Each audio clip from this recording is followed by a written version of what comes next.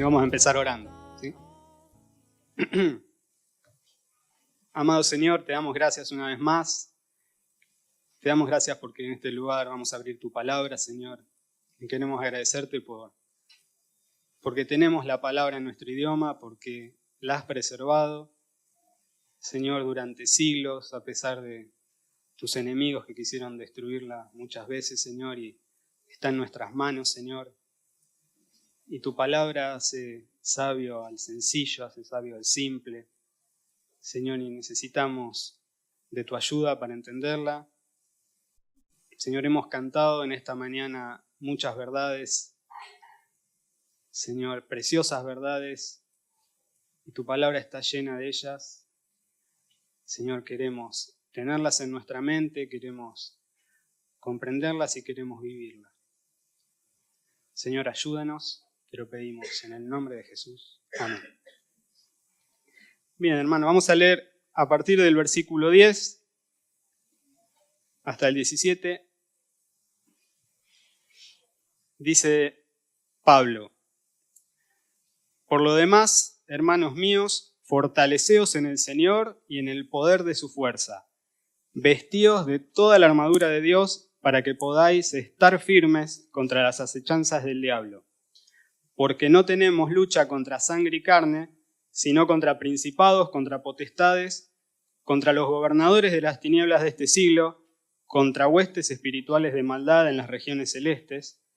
Por tanto, tomad toda la armadura de Dios para que podáis resistir en el día malo y, habiendo acabado todo, estar firmes. Estad pues firmes, ceñidos vuestros lomos con la verdad y vestidos con la coraza de justicia, y calzados los pies con el apresto del evangelio de la paz. Sobre todo, tomad el escudo de la fe, con que podáis apagar todos los dardos de fuego del maligno. Y tomad el yelmo de la salvación y la espada del Espíritu, que es la palabra de Dios. Si el Señor te salvó, si el Señor hizo una obra en vos, perdonó tus pecados, te pasó del reino de las tinieblas a su reino de la luz, estás en una guerra. Bienvenido a la guerra. Es un servicio militar obligatorio. No es como cuando yo era adolescente, ya el servicio militar pasó a ser optativo. Pero unos años antes, los que salían sorteados con cierto número decían zafé, no voy, y no querían ir. Acá, seas anciano, seas que el Señor te salvó hace 10 minutos, ya hay una armadura con tu nombre para que te la pongas. Y esta lucha es una lucha invisible, es una lucha espiritual, pero es real. Las consecuencias se ven en las personas, las consecuencias se ven cuando el enemigo derriba a uno de los soldados del Señor. Fíjense, Pablo en el versículo 11 dice: para que podáis estar firmes. En el versículo 13 dice: para que podáis resistir. Y dice al final: habiendo acabado todo, estar firmes. Y en el versículo 14 vuelve otra vez: estad pues firmes. Si hay algo que quiere hacer Satanás, nuestro enemigo, es derribarnos. No puede quitarnos la salvación. La salvación es una obra de Dios. No puede hacernos volver a su reino, pero sí puede hacernos caer, nos puede anular. Y para eso tiene acechanzas que usa con astucia, engaños y trampas. En el capítulo 4, versículo 14, la palabra acechanzas se traduce, es la misma artimañas, es decir, trampas. ¿Sí? El diablo usa todo tipo de trampas. Desde que la humanidad, de que esta tierra, el universo cayó en desgracia, cayó en maldición, hasta los animales usan trampas para matar a otros. Antes los animales eran vegetarianos, pero ahora es la lucha de que sobreviva el más fuerte, ¿no? Mi hija mira a veces documentales de animalitos y hay uno muy curioso que es la tortuga caimán, que es una tortuga que está bajo el agua y se queda firme así con la boca y tiene una lengua que parece un gusano y lo mueve así. Y se queda así durante horas hasta que se le acerca un pez desprevenido y ahí cierra la boca. Satanás hace lo mismo, es paciente, tiene una paciencia que es diabólica. No es la paciencia que tiene que tener el cristiano, el fruto del Espíritu. Esta paciencia está esperando hacer tropezar a alguien. La tortuga esta no se come al pececito que está atento, se come al desprevenido, al que se acerca más de lo que tiene que acercarse. Ahora, fíjense que en el versículo 1 dice, en el versículo 10, en el primero que leímos, fortaleceos en el Señor y en el poder de su fuerza. No hay forma de combatir esta pelea si no es con la fuerza de nuestro Señor y con su armadura. O sea, cualquier otra forma de salir a esta batalla, si pensás salir a esta batalla como cristiano desprevenido, vas a terminar en el suelo. Y Satanás trata de hacer esto, trata de inutilizarnos. En el libro de Jueces, en el primer capítulo, habla de un rey que capturaron, los israelitas lo capturaron, y para inutilizarlo, un rey pagano le cortaron los pulgares de las manos y de los pies. Y este rey dice, era un rey malvado, dice, yo tenía 70 reyes que le había hecho esto mismo y estaban comiendo migajas de mi mesa. Es decir, la forma de utilizar a alguien para la batalla, no podía agarrar espada, no podía caminar bien, y terminaban comiendo migajas de la mesa del rey enemigo. Y Satanás quiere eso. No nos puede robar la salvación, pero sí nos puede robar el gozo de la salvación, y nosotros que estemos comiendo migajas. Entonces, para esto, el apóstol nos exhorta al final de esta epístola. No quiere dejar a los efesios sin esta exhortación. Tienen que fortalecerse en el Señor porque no hay otra manera, y tienen que ponerse toda la armadura de Dios. A partir del versículo 14 va a detallar la armadura, y en el versículo 12 nos dice qué tipo de enemigos tenemos. Se puede ver que es un ejército organizado donde hay principados, potestades, gobernadores de las tinieblas y huestes espirituales de maldad. Ahora, si recuerdan, cuando el Señor Jesús habla del costo del discipulado en Lucas, Él da una ilustración. Él dijo que había que considerar el costo si queríamos seguirlo. Y da dos ilustraciones en realidad. La primera es del hombre que quiere construir una torre y que tiene que calcular a ver si va a poder terminarla con los materiales. Y después la otra habla de un rey que sale a la guerra, que tiene que salir a la guerra con otro rey. Y dice que ese rey, antes de enfrentarse en el campo de batalla, tiene que calcular el tamaño de su ejército para ver si el otro es más grande, porque si el otro es más grande tiene que pedirle la paz. Y nosotros en esta mañana quisiera que hiciéramos eso, de mirar en varios pasajes a ver cómo es nuestro enemigo, cuáles son sus armas, cuáles son sus artimañas y también cuáles son nuestras armas. ¿Sí? Esta lucha va desde Génesis hasta Apocalipsis, la encontramos por todos lados. ¿Sí? Y por algo el Señor quiere dejarnos esto en claro, quiere que sepamos, no es algo oculto.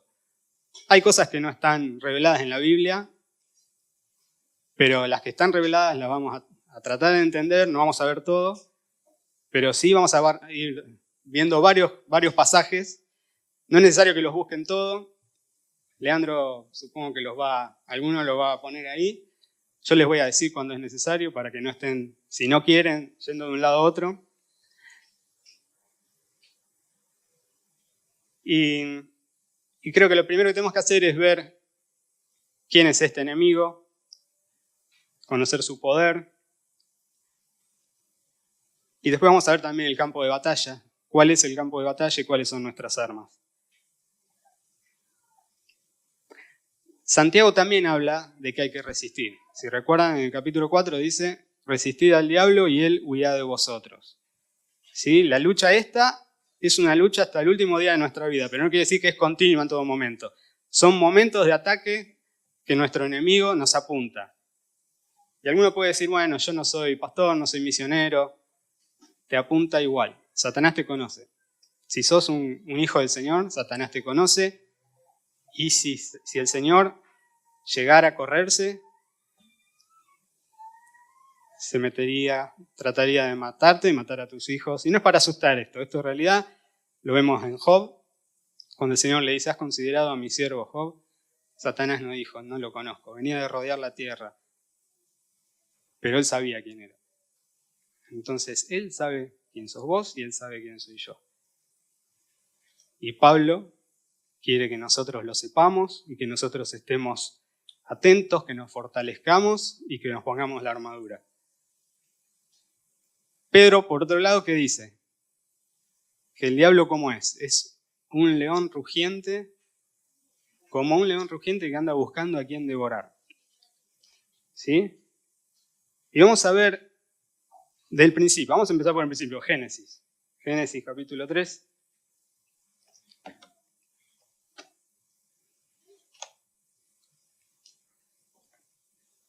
La caída del hombre, la desobediencia. Recuerdan que, la serpiente engaña a Eva y después aparece el Señor, les pide que rindan cuentas. La mujer dice, me engañó la serpiente. Y el Señor le dice a la serpiente en el versículo 14.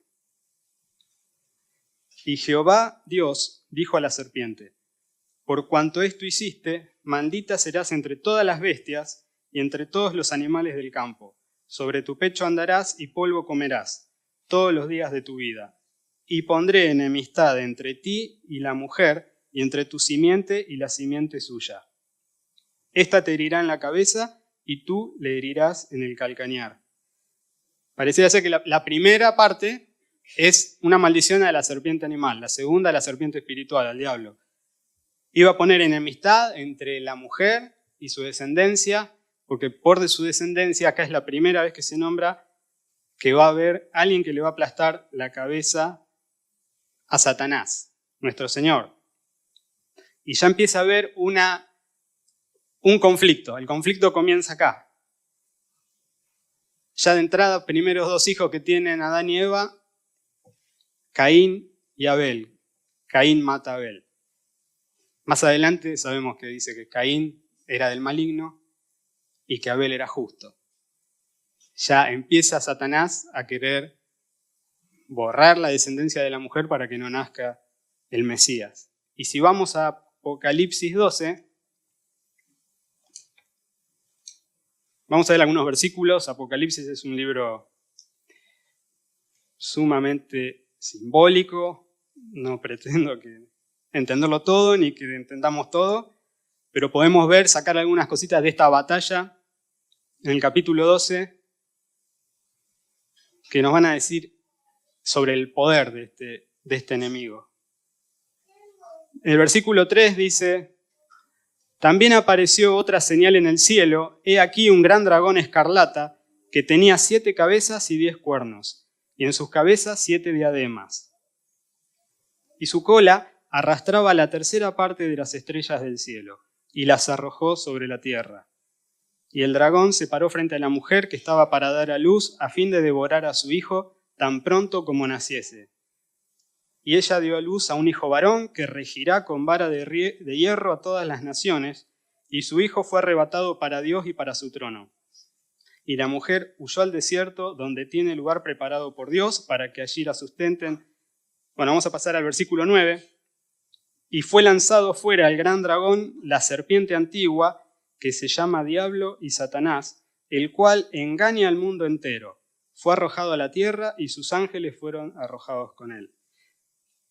Entonces, Apocalipsis, Juan lo describe como un dragón escarlata. Escarlata es símbolo de sangre y de muerte. Los cuernos, 10 cuernos, símbolo de poder. Y solo con su cola arrastró 1/3 de los ángeles en su rebelión. Estamos hablando de un ser muy poderoso que aparte engaña al mundo entero. O sea, este es el gran poder de Satanás. Estamos hablando de un ser que puede engañar a toda la humanidad al mismo tiempo. Ahora, no solo se nombra con el lenguaje profético apocalíptico el poder de Satanás, sino también lo vemos al mismo Señor Jesús, como lo nombra. Busquemos en Lucas capítulo 11. ¿Se acuerdan cuando, capítulo 11, versículo 21 y 22? Cuando al Señor los fariseos, si no recuerdo mal, le estaban diciendo que estaba echando fuera demonios por el poder mismo de Satanás. ¿Y él qué dice? Él rebate ese argumento porque era ilógico. Satanás no puede estar en contra de sí mismo. ¿Y cómo lo llama? Fíjense en el versículo 21. Dice Lucas 11, 21. Cuando el hombre fuerte, armado, guarda su palacio, en paz está lo que posee. Pero cuando viene otro más fuerte que él y le vence, le quita todas sus armas en que confiaba y reparte el botín. Jesús le llama hombre fuerte y armado. Pero él es más fuerte. Y él en la cruz lo derrota y él puede sacar a sus esclavos, a sus cautivos, los puede sacar con la obra en la cruz. El reino de Dios se había acercado y el Señor decía que con el poder del Espíritu Santo él estaba echando fuera demonios. Ahora, si miramos qué es el poder que tiene Satanás con respecto a los incrédulos, ya vimos que decía que todo como dice Juan, ¿no? Todo el mundo está bajo el maligno. ¿Sí? Y si miramos 2 Corintios capítulo 4, no hace falta que lo busquen. 2 Corintios capítulo 4, versículos 3 y 4, dice, el apóstol Pablo dice, pero si nuestro evangelio está aún encubierto, entre los que se pierden está encubierto, en los cuales el Dios de este siglo, es decir, Satanás, cegó el entendimiento de los incrédulos para que no les resplandezca la luz del evangelio de la gloria de Cristo. O sea, en primer lugar, todos sus cautivos están enceguecidos y no pueden de por sí ver la luz de la gloria del evangelio de Cristo. Fíjense que dice, está encubierto. ¿Sí? Entonces, Satanás tiene en su reino, tiene súbditos, esclavos que están ahí, y no podemos decir tampoco que sean pobres víctimas, porque a esas víctimas les gusta el engaño de Satanás, y a Satanás le gusta engañarlos. ¿Y cómo lo sé yo? Porque yo era uno de ellos, y nosotros éramos uno de ellos, y nosotros sabemos que nos gustaba la mentira. Ya por defecto, por fábrica, el ser humano ama la mentira. ¿Sí? Nos cuesta entender las verdades. Yo tenía una conocida que estaba yendo, una vecina mayor que me quería acompañar a la iglesia y empezó a ir. No sabía nada de la Biblia, nunca había ido a una iglesia cristiana. Y empezó a ir un tiempo. Y un día volvíamos de la iglesia y no sé de qué estábamos hablando y me dice, como dice Jesús, ayúdate que te ayudaré. Y yo me quedé pensando, digo, ¿dónde dice eso Jesús? ¿No? O sea, ¿no es curioso que lo único que sabía esta persona, porque no la escuché decir nunca otra, de todas las cosas que enseñó Jesús, de todas las cosas que están registradas en la Biblia, la única que sabía esta señora era una que nunca dijo Jesús?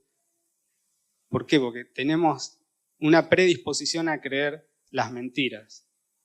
¿Sí? Las verdades nos cuestan. Incluso con las películas, si hay una película de Jesús, generalmente nos quedan las cosas, recordamos las cosas que están sacadas, que no están en la Biblia.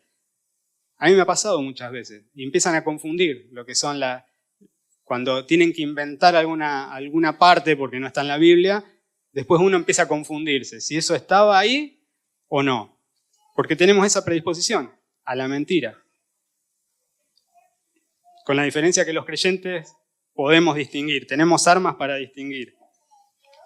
Y le voy a leer otro versículo que dice el apóstol Pablo. hablando de lo que tiene que hacer un pastor. Tiene que corregir con mansedumbre, en 2 de Timoteo, capítulo 2, versículos 25 y 26, corregir con mansedumbre a los que se oponen, por si quizás Dios les conceda que se arrepientan para conocer la verdad y escapen del lazo del diablo en que están cautivos a voluntad de él. Están ahí encerrados. Y ahora, ¿qué pasa cuando alguno de esos, como nos pasó a nosotros, escuchan el Evangelio y sus ojos son abiertos por el poder de Dios? Empieza, mira y ve las cadenas rotas. Y lo primero que hace es salir caminando a la luz para pasar de las tinieblas a la luz admirable del Señor, a su reino. ¿Y qué pasa con Satanás? Satanás no quiere saber nada. Satanás no tiene que apuntar sus armas contra los que ya tiene cautivos. La apunta contra los que se fueron y lo quiere hacer volver. Esto Bunyan en El Progreso del Peregrino lo grafica cuando Cristiano, en su viaje de la ciudad de destrucción a la ciudad celestial, se encuentra con Napoleón, este demonio, este dragón que representa a Satanás, y Napoleón le dice, era el rey de la ciudad de destrucción de donde estaba escapando Cristiano. Y le dice, ¿a dónde vas? Volvete, vos me perteneces a mí. Y Cristiano dice, no, yo ya no te pertenezco más a vos. Pero es muy interesante porque le empieza a decir, vos me pertenecés, y le empieza a decir, vos, como me estás fallando a mí, traicionando, lo vas a traicionar también a tu nuevo Señor, a tu nuevo amo. Y Cristiano le dice, sí, yo sé que soy débil, que fallo, pero mi nuevo amo paga mejor y mi nuevo amo es misericordioso. Y ahí empieza una batalla. Entonces, por eso les decía que el Señor, la única forma que tenemos para combatir esto es con la fuerza del Señor, con el poder de su fuerza y con la armadura que Él nos da.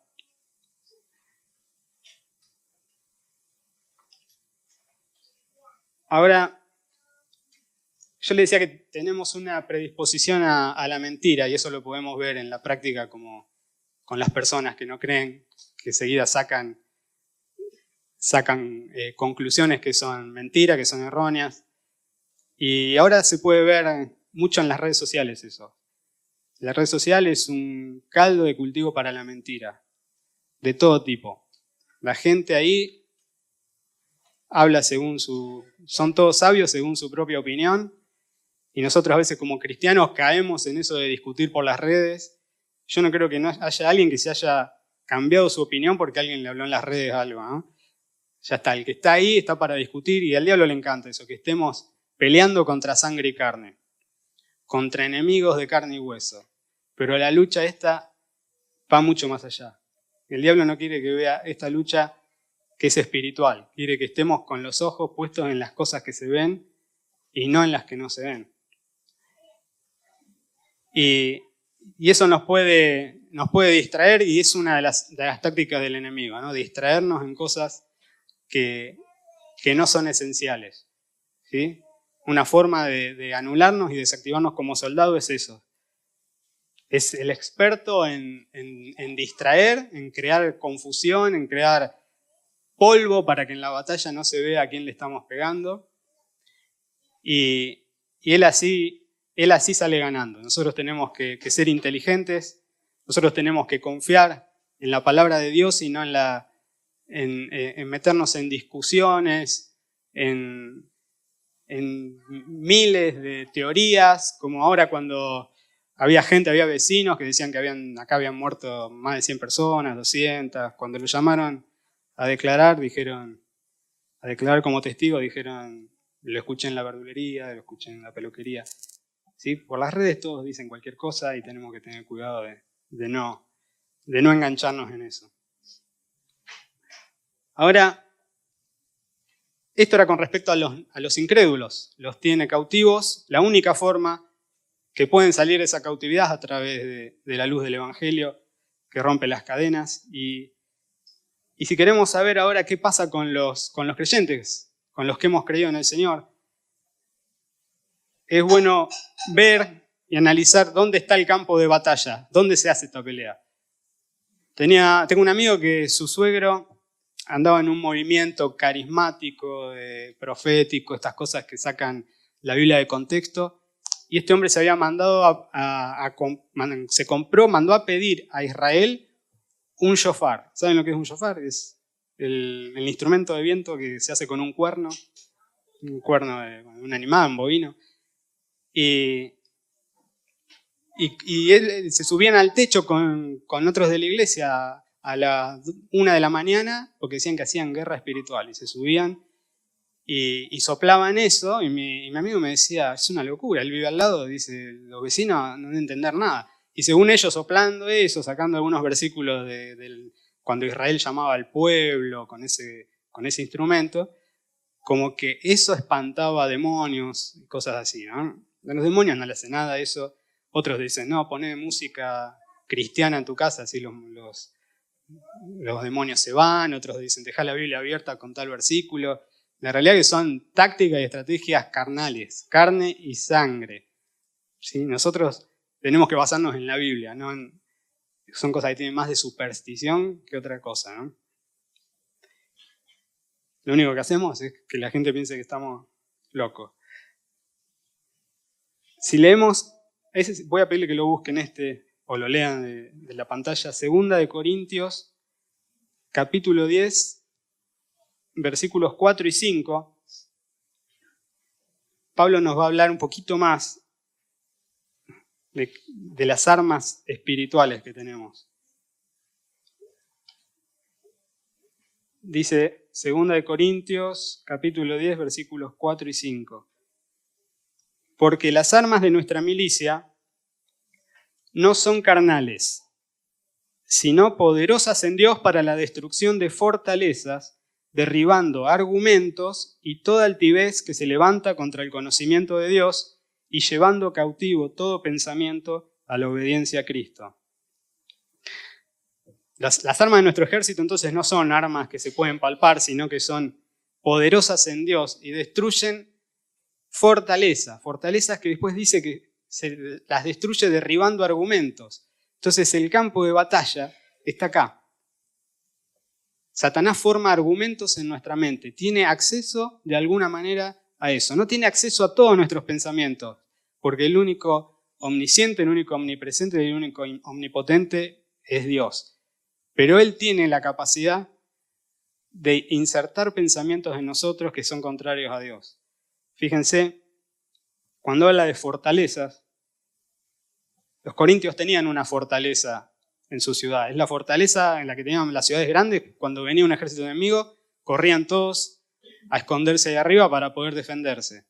¿Sí? Nosotros, dice que podemos destruir con nuestras armas espirituales, las que nos da el Señor, podemos derribar esa fortaleza, podemos derribar esos argumentos. Y altivez que se levanta contra ¿qué? Contra el conocimiento de Dios y lleva, esta es a donde apunta el Satanás, a que el conocimiento de Dios con argumentos que nos parecen lógicos, y lo peligroso de eso es que estos argumentos, nosotros no escuchamos una voz que la pone en nuestra cabeza, nosotros pensamos que son nuestros argumentos, y hay que saber discernir.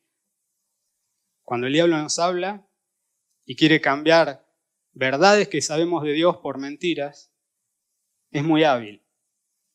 Es muy hábil porque cuando Él engaña, no lo hace a la fuerza. Él no metió la fruta en la boca de Eva. Él le fue hablando, la fue convenciendo. Le empezó a hablar y le hizo ver como que Dios estaba en contra de ella. Y ella sí lo escuchó audiblemente, nosotros no. Pero ahora, todavía en los creyentes puede tener acceso a ciertos pensamientos y a ponernos eso, y por eso necesitamos toda la armadura de Dios. Porque si no vamos a empezar a cambiar mentiras que sabemos por verdades. Verdades que sabemos por mentiras que nos inyecta Satanás en nuestra mente. Y asimismo nosotros podemos llevar con estas armas cautivos los pensamientos a la obediencia a Cristo. Cuando nuestros pensamientos divagan para no obedecer al Señor, nosotros, la imagen que utiliza es eso, ¿no? De la misma forma que Satanás tiene cautivo a los incrédulos, nosotros tenemos que tener a nuestros pensamientos cautivos para que no escapen para querer desobedecer al Señor. Ahora vamos a ver nuestras armas, como aparecen en Efesios. Efesios capítulo 6 dice que tenemos que ceñir nuestros lomos con la verdad. ¿Qué ceñir los lomos? En otras versiones dice ajustarse el cinturón de la verdad, porque en la época bíblica usaban túnicas, y las túnicas, los hombres no son muy aptas para pelear, ni para correr, ni para hacer trabajo esforzado, entonces tenían que envolverlas, hacer un nudo y ajustársela, y así estaban listos para correr. Y nosotros tenemos que ajustar y estar atentos y listos para que la batalla en nuestra mente, llenarla con verdad, ¿sí? Por eso es el cinturón de la verdad. Lo podemos graficar así, son como que si cada ser humano tuviera cajoneras con información, ¿sí? Imaginémoslo así. En cada uno de esos cajones hay una verdad o una mentira sobre un tema. Cajones sobre quién es Dios, sobre qué es el Evangelio, qué es el matrimonio, cómo crear a los hijos. Sobre todo aspecto donde nuestra mente recurre ahí para buscar información. El incrédulo los tiene vacíos, los tiene llenos por cosas que les pone Satanás. Pero cuando una persona se convierte, en esos cajones empieza a entrar verdad. La verdad de qué es, cuál es su condición, la verdad de quién es el Salvador, ¿sí? Y Satanás lo que quiere hacer es que nosotros no llenemos esos cajones con verdad. Y si tenemos verdad en alguno, lo quiere cambiar a través de argumentos que nos parecen lógicos. No puede entrar a la fuerza, no puede abrirlo, pero nosotros, si somos engañados, nosotros solo los abrimos. Es como cuando los estafadores estafan a las personas, como a veces salen en los diarios, ¿no? En las noticias, generalmente personas mayores que tienen guardado dinero y les llaman por teléfono y le dicen se están por vencer los dólares que tiene, ahora va a pasar alguien, a su hijo me mandó a mí a buscarlo. Y todas esas palabras son argumentos que van engañando a la persona. Y esta persona, ¿qué hace? Abre la puerta de la casa, cuando pasa alguien le dice tomá mis ahorros y se los da. No hizo falta amenazas, no hizo falta armas, no hizo falta golpes. Y nosotros hacemos lo mismo cuando empezamos a creer los argumentos de Satanás. Sus mentiras nos parecen lógicas, nos parecen razonables. Si no las detectamos a tiempo, nosotros mismos abrimos esos cajones y cambiamos verdad, la sacamos y ponemos mentira. ¿Sí? Y ahí empezamos después a tener vidas que no concuerdan con la verdad del Evangelio. Y Satanás es muy hábil, es sigiloso, es como la tortuga que les contaba. Sabe cuándo atacar, sabe cuándo esperar, sabe cuáles son nuestras debilidades, nuestros puntos débiles. Pero no es para desánimo esto porque, como veíamos antes, Él es un hombre fuerte, pero nuestro Salvador es más fuerte que Él. ¿Sí? Recuerden estas palabras, más fuerte y mayor. Mayor es el que está en nosotros que el que está en el mundo.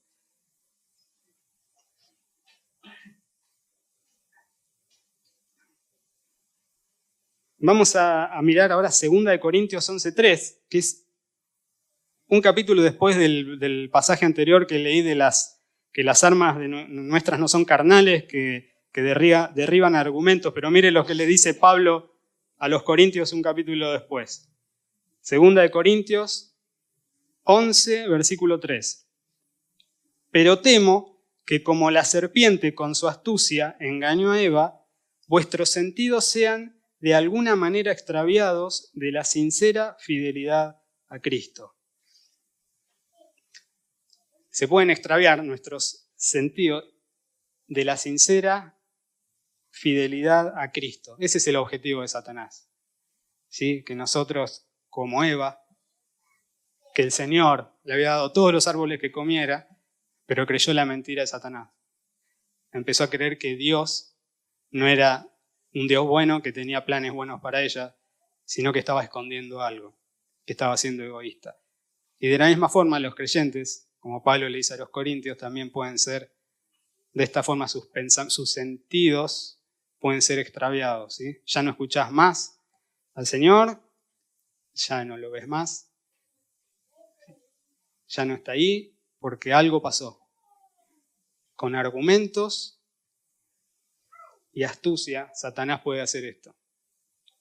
Entonces necesitamos sí o sí la verdad. La suma de tu palabra es verdad, dice la Biblia. Está relacionado con la Biblia. Si no leemos la Biblia no tenemos forma de saber verdades. Vamos a terminar tocando un shofar en el techo de una casa. Tenemos que conocer la verdad, tenemos que aplicarla, tenemos que estudiarla. Tu palabra es verdad, dijo el Señor.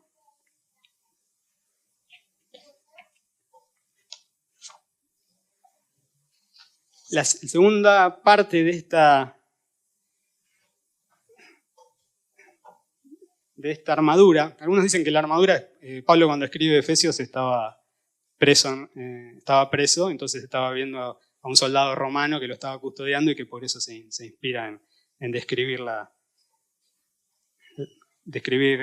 con detalle la armadura, ¿no? La segunda parte es la coraza de justicia.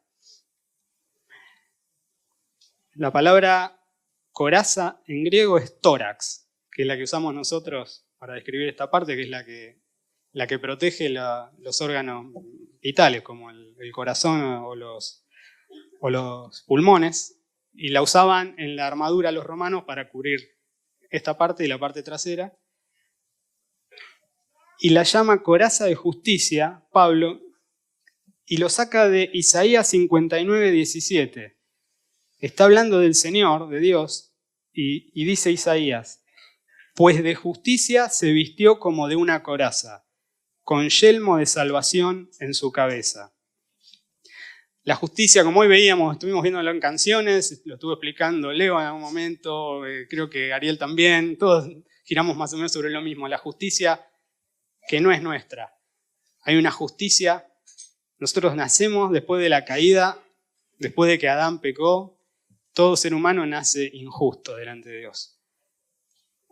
Y el único justo es el Señor.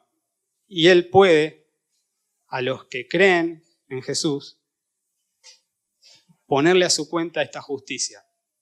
¿Sí? Cuando el Señor nos mira, a los creyentes, a los que nos hemos arrepentido y hemos creído en Cristo, nos mira y ya no ve la injusticia, nos ve tapados atrás de la justicia de Cristo. ¿Sí? Él no cometió un solo pecado. Jesús, desde que cada segundo que estuvo en esta tierra, nunca cometió un pecado, nunca desobedeció a su Padre.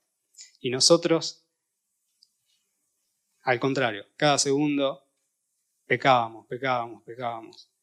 Y ahora en su bondad, la única forma de rescatarnos era a través de la cruz y a través de que en la cruz nuestros pecados fueran puestos ahí para que Él pagara un precio que no le correspondía pagar, para que nosotros pudiéramos tener una justicia que tampoco nos correspondía, pero por gracia y por misericordia nos la da. Ahora, nosotros ya la tenemos la justicia. Satanás no la puede sacar.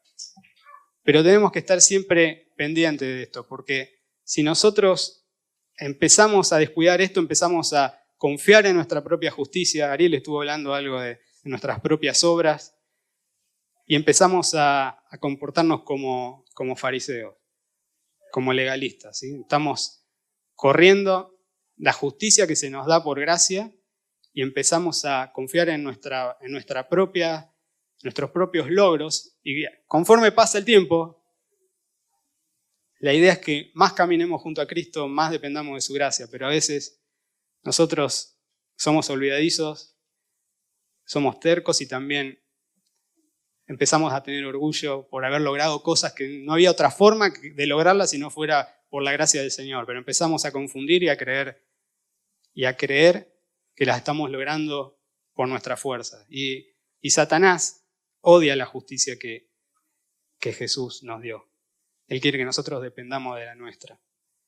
Y si dependemos de la nuestra no va a haber gozo, va a haber siempre fracaso, va a haber caída, va a haber hipocresía, pero cuando decimos, es todo misericordia de Él, todo gracias a su obra, nosotros cuando somos débiles, fuertes somos, pero cuando nos queremos hacer fuertes por nuestros propios medios, somos quebrantados. David fue un gran ejemplo de siervo de Dios, pero tuvo también sus errores como todo ser humano, porque tenía que venir un David mejor, que era Jesús. Y David comienza siendo un muchacho, ¿se acuerdan la conocida historia de cuando derrota a Goliat? Está eso vamos a leer unos versículos, en 1 Samuel capítulo 17.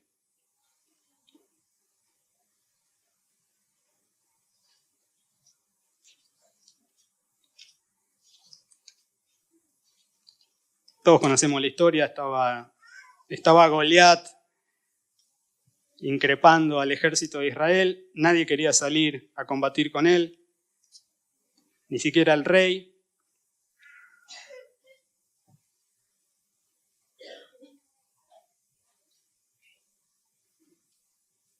Primero de Samuel, vamos a ver el versículo 37, dice, añadió David, Jehová me ha librado de las garras del león y de las garras del oso, él también me librará de la mano de este filisteo. Y dijo Saúl a David, ve y Jehová esté contigo. Después dice que Saúl quiso vestir a David con sus ropas y puso sobre su cabeza un casco de bronce y le armó de coraza y ciñó David su espada sobre sus vestidos y probó a andar porque nunca había hecho la prueba. Y dijo David a Saúl, yo no puedo andar con esto porque nunca lo practiqué. Y David echó de sí aquellas cosas. Se sacó la armadura que no le correspondía, que no era para él. Cuando lo ve Goliat en el versículo 41, dice, el filisteo venía andando y acercándose a David y su escudero delante de él. Y cuando el filisteo miró y vio a David, le tuvo en poco porque era un muchacho y rubio y de hermoso parecer. Y dijo el filisteo a David, ¿soy yo perro para que vengas a mí con palos? Y maldijo a David por sus dioses. Dijo luego el filisteo a David, ven a mí y daré tu carne a las aves del cielo y a las bestias del campo. Entonces dijo David al filisteo, tú vienes a mí con espada y lanza y jabalina, mas yo vengo a ti en el nombre de Jehová de los ejércitos, el Dios de los escuadrones de Israel, a quien tú has provocado. Jehová te entregará hoy en mi mano, y yo te venceré y te cortaré la cabeza. Y daré hoy los cuerpos de los filisteos a las aves del cielo y a las bestias de la tierra, y toda la tierra sabrá que hay Dios en Israel. Y sabrá toda esta congregación que Jehová no salva con espada y con lanza, porque de Jehová es la batalla, y Él os entregará en nuestras manos. La fe de David, siendo un muchacho joven, es admirable. Esta historia no es solo una historia de niños, es una historia real, que Satanás a veces quiere que los eventos de Génesis y ciertas cosas quiere meternos en la mente de que son mentiras, que no son realidad, pero nosotros tenemos que defenderlos y tenemos que hablarlos con valentía, porque Satanás, muchas de las doctrinas se basan en Génesis. Debemos saberlo y no pensar que es una historia para niños ni nada así. Y esta historia nos habla de este muchacho que después iba a ser un gran rey, que no necesitó más que un palo y unas piedras para derribar, ¿no? Él sabía que Jehová estaba con él y que Jehová iba a darle la batalla. Ahora pasaron los años y parece que David flaqueó un poco en este asunto. Si buscamos primero de Crónicas, capítulo 17. No, capítulo 21.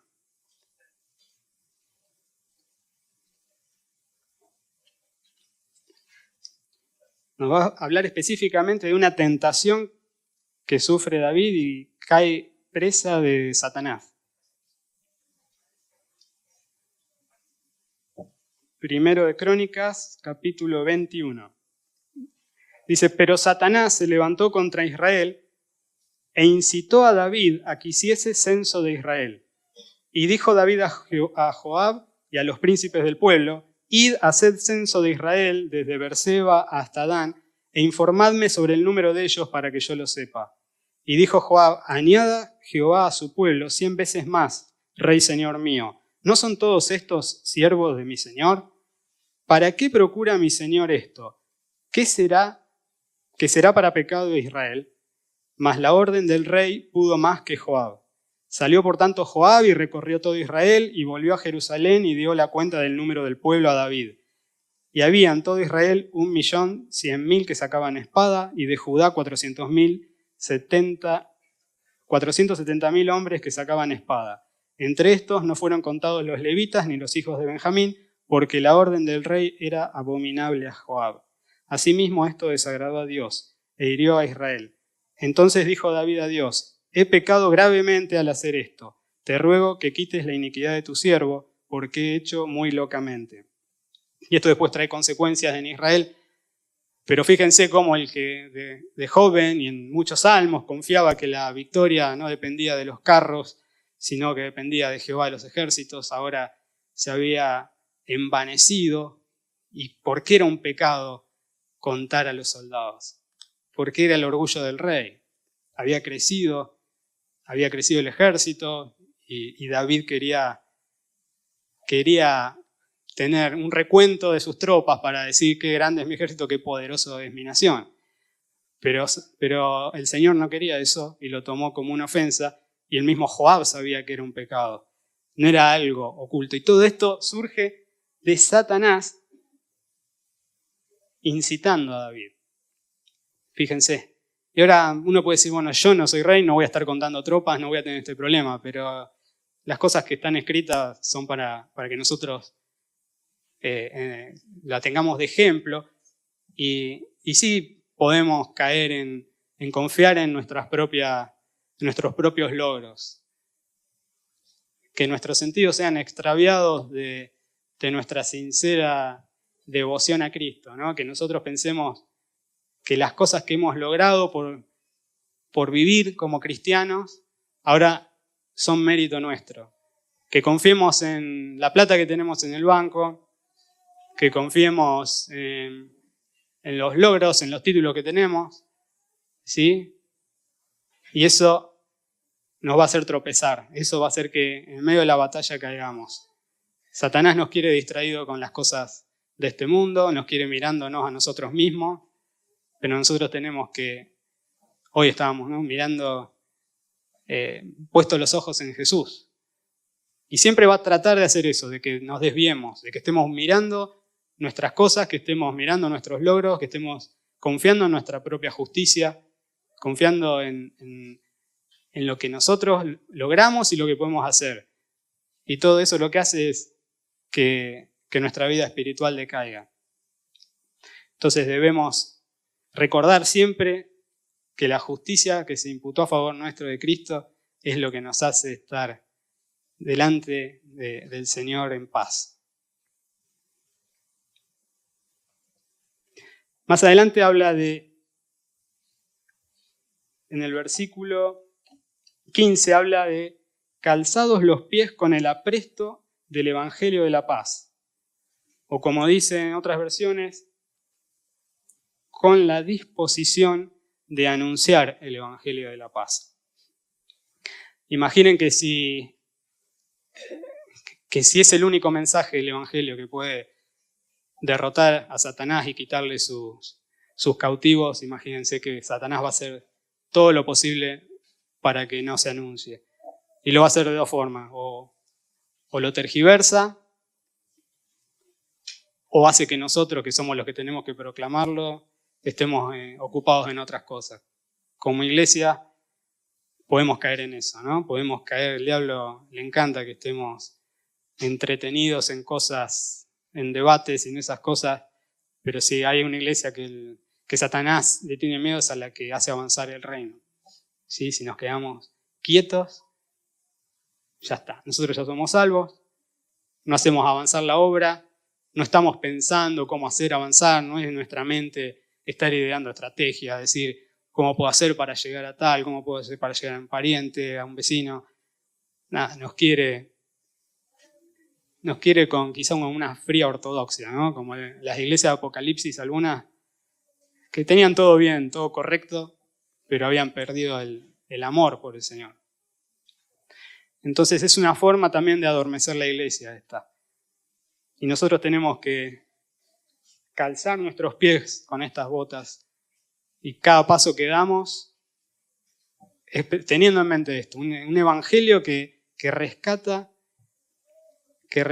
a los cautivos de Satanás. Y es la única forma de sacarlos de ahí. Y de la misma forma que alguien a nosotros nos predicó y nos sacó de la cautividad, nosotros también ahora, por gracia, deberíamos estar pensando cómo hacer para rescatar a otros.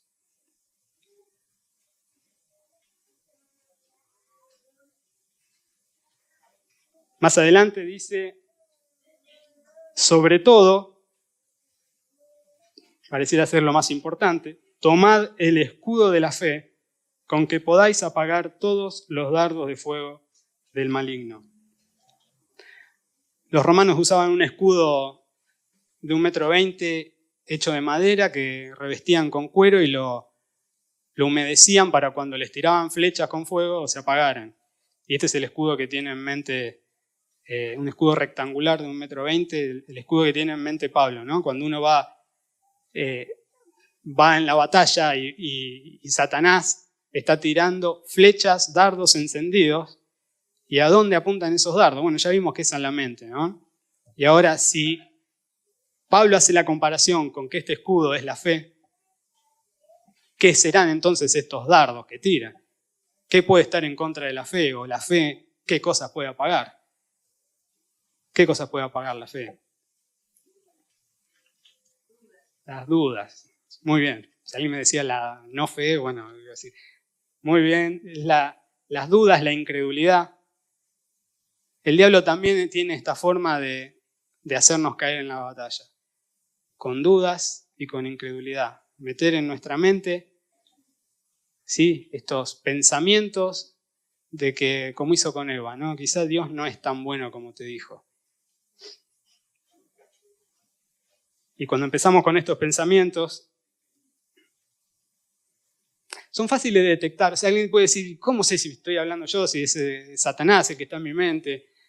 Y bueno, cuando las cosas te llevan a confiar más en la palabra, a creer más en el Señor, a estar gozoso, y cuando hay algo que te está bombardeando los cimientos de tus creencias en el Señor, ahí tienes que levantar una señal de advertencia, ¿no?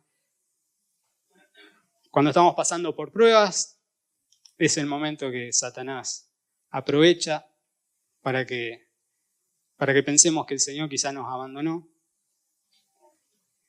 Y Él nos habla, ¿no? Nos habla al oído. ¿Te habrá abandonado el Señor? ¿Por qué los demás no pasan por lo mismo que vos? Tus hermanos de la iglesia, ¿ves?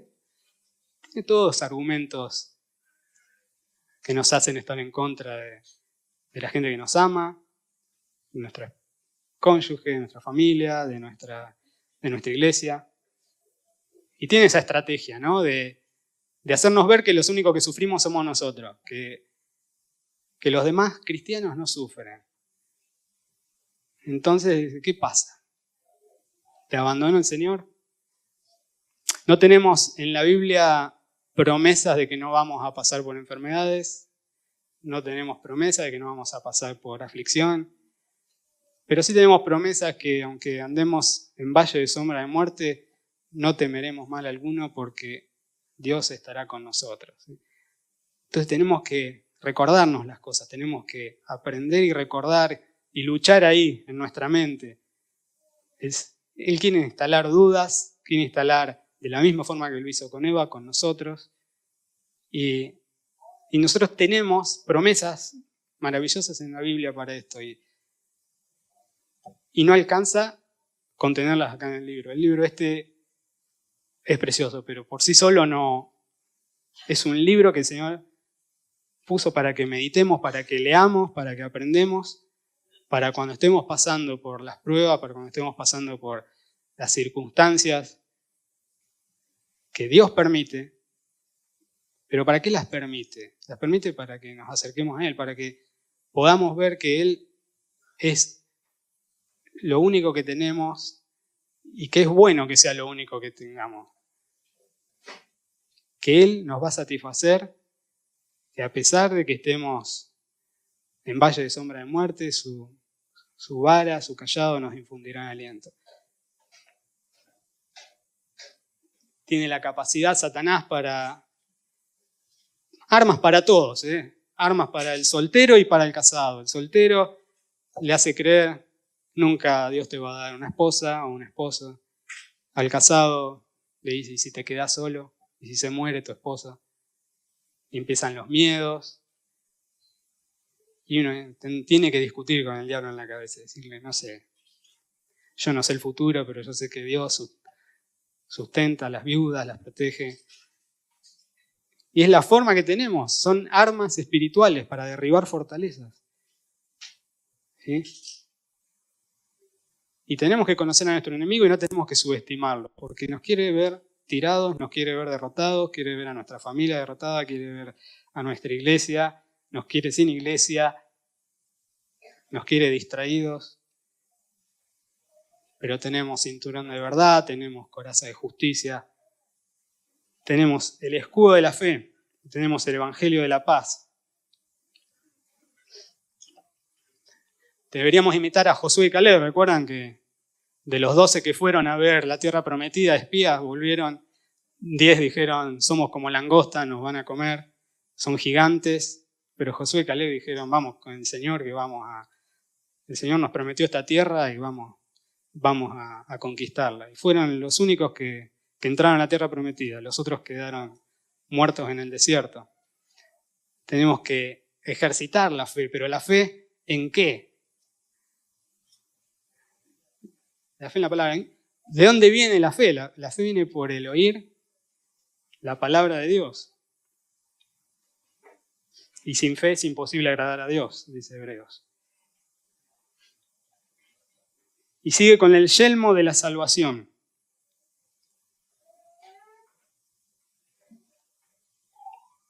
Versículo 17 de Efesios dice, y tomad el yelmo de la salvación. Y dice, hay un paralelo en Primera de Tesalonicenses 5:8 que habla que tenemos que tener la esperanza de salvación como yelmo. Ahora, este es otro área en que tenemos que tener bien en claro nuestra salvación, porque uno de los ataques preferidos de Satanás es hacernos creer, dudar de nuestra salvación, que no tengamos certeza, que no tengamos seguridad de salvación. Porque si estamos dudando con eso, estamos desarmados.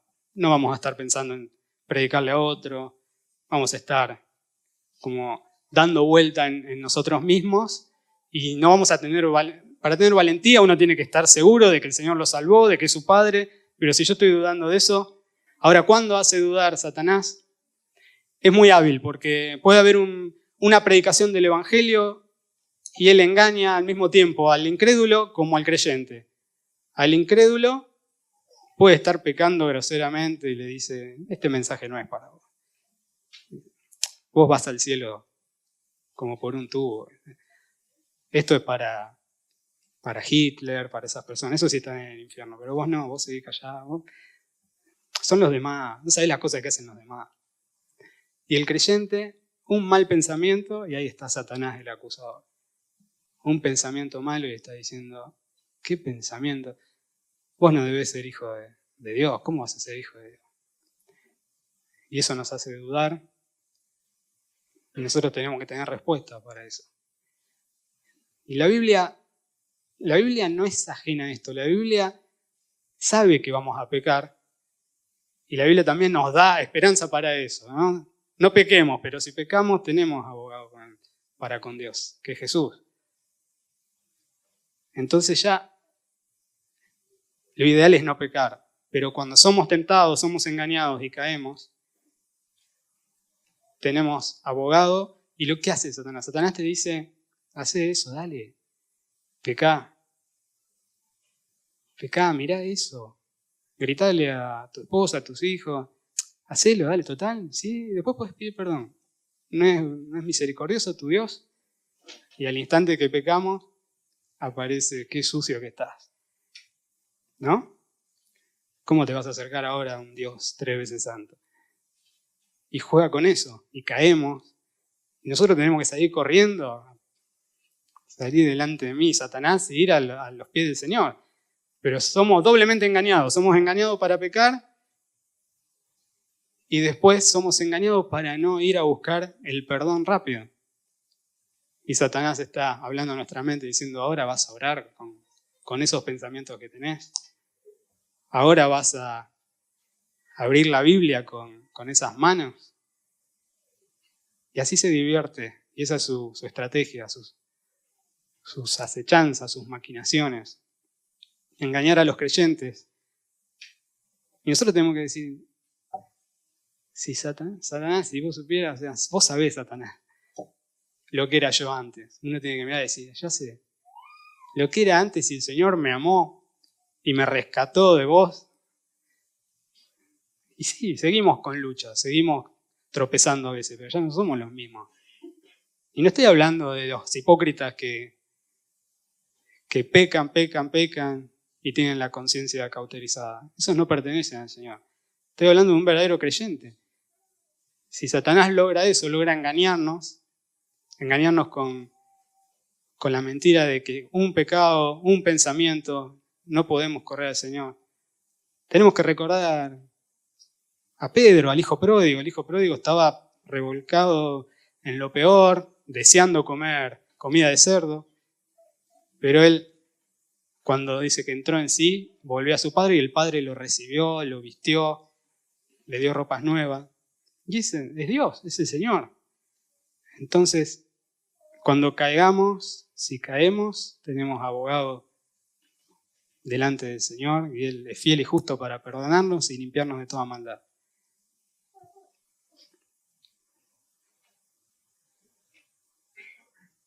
Y por último, la espada del Espíritu, que nos dice Pablo que es la espada, que es la palabra de Dios. ¿Se acuerdan cuando les contaba un poco lo que hace Satanás? Le hablábamos de que los reyes le cortaban los pulgares para que no pudieran agarrar la espada de vuelta. Y es lo que hace Satanás cuando nos engaña, nos hace pecar. No podemos ir a agarrarla de vuelta, ¿no? Y si hay alguien que supo usar la palabra de Dios para defenderse del enemigo, fue nuestro capitán. Y eso lo vemos en Mateo 4, ya para terminar. Mateo capítulo 4 es cuando el Señor es llevado al desierto para ser tentado por el diablo.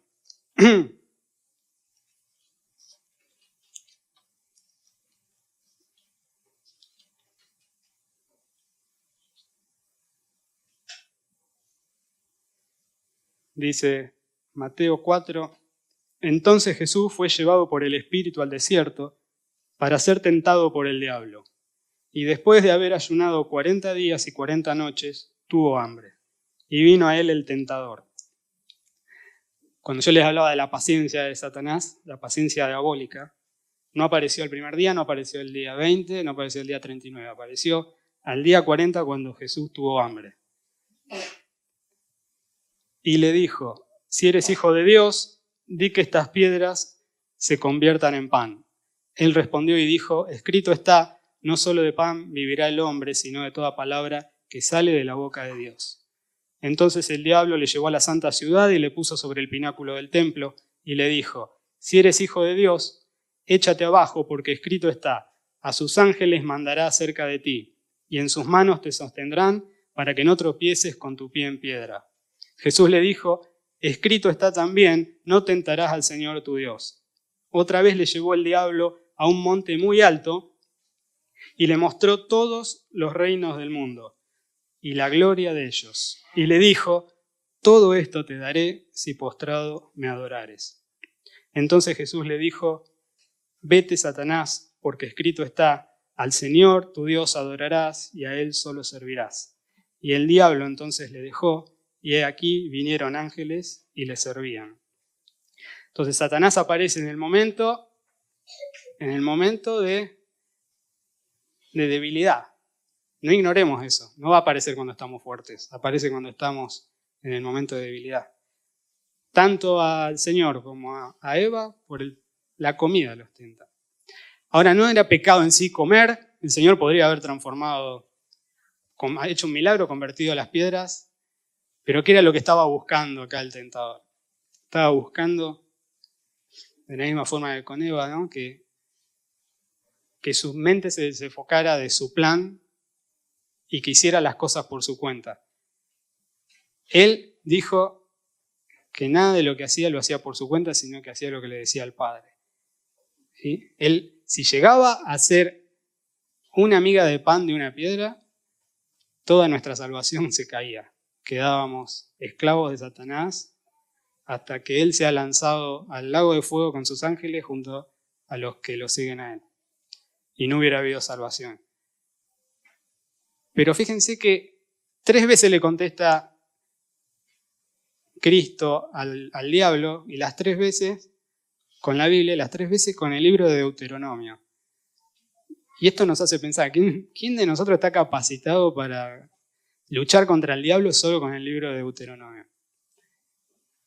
Entonces conocía al Señor, conocía la palabra del Señor, sufrió la tentación como hombre, estaba sujeto al Padre y Él vence donde fueron vencidos Adán y Eva, donde fueron vencidos David, el gran David y el segundo Adán vence.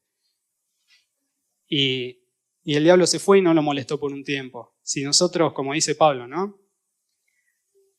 Para que podáis resistir en el día malo y habiendo acabado todo estar firmes. Es un momento de tentación que hay que resistir. Es un momento de lucha. La lucha, como dije, es hasta el fin de nuestros días, hasta que demos nuestro último suspiro acá, pero cuando abramos los ojos del otro lado, nunca más vamos a ser engañados por Satanás y vamos a estar junto al Señor por siempre. Pero ahora hay que estar en esta lucha y contamos con la armadura de Dios. Y el Señor nos muestra cómo con la misma palabra podemos refutar las mentiras de Satanás.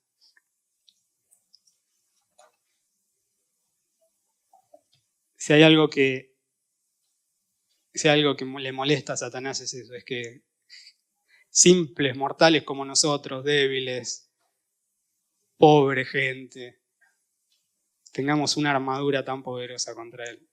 Y tengamos un mensaje que puede sacar a sus cautivos. Y no depende de nada de nosotros. O sea, la armadura tiene nuestro nombre. El día que nos convertimos ya estaba preparada. Estaría preparada de antes de la fundación del mundo. Y no es la armadura de Saúl que David no quiso usar porque no era de su tamaño. Esta armadura tiene el tamaño, la mía, más chiquita, la de Ariel, la de Pato, más grande. Pero tiene nuestro nombre, la podemos usar, y está preparada y está listo. Pero sí la advertencia es de Pablo: vístanse, tómenla, estén firmes, cíñanse, la obligación es nuestra. La armadura está, la batalla es real, y Satanás quiere engañar nuestras mentes, quiere meternos pensamientos diabólicos, pero Dios nos dio todas las armas que necesitamos para estar firmes y firmes hasta el final. Vamos a orar. Amado Padre, te damos gracias, Señor, porque eres un Dios poderoso, Señor, porque no hay nadie como tú, Señor. Tu enemigo es poderoso, pero tú lo superas infinitamente en poder, Señor. Él es como un perro con una cadena, Señor, que tú diriges esa cadena.